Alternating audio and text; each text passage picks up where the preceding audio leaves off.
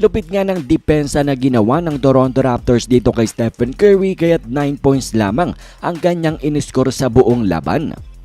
Well, naggarap kasi mga idol, ito ngang Warriors pati na rin Toronto, and sa umpisa pa lamang ay tambak na nga ito ngang.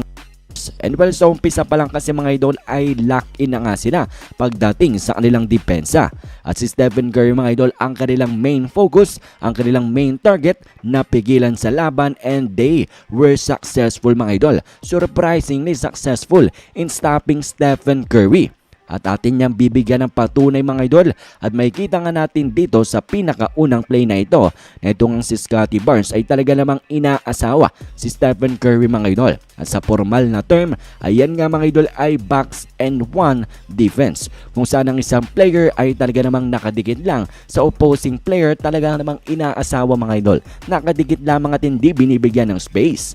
And actually mga idol, alam nyo ba, trademark na yan ng Raptors sa pagdidepensa dito kay Stephen Curry. Kahit nag-iba na ang kanilang head coach, abay ganito pa rin ang kanilang pamamalakad ng depensa kapag nga si Steph ang kanilang kalaban.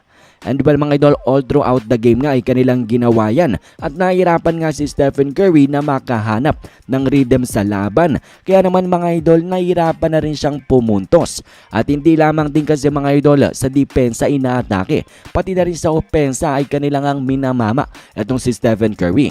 Alam nila na mismatch mga idol si Steph dahil nga malalaki itong mga Raptors players. Kaya naman naging matalino na sila, tinake advantage nila itong weakness na ito ng Warriors.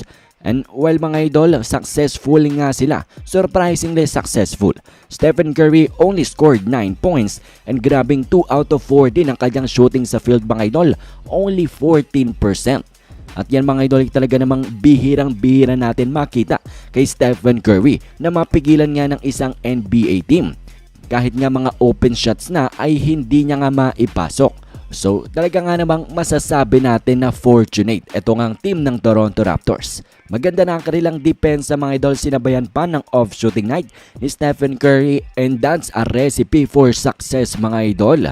Pero kung fortunate nga ang team ng Toronto Raptors mga idol dahil nga sa kanilang ginawa kay Stephen Curry, ang hindi fortunate ay ang kanilang ang next na makakalaban. Ang next na kalaban ng Warriors, dahil itong si Stephen Curry mga idol ay sinabi niya naman na siya ay babawi.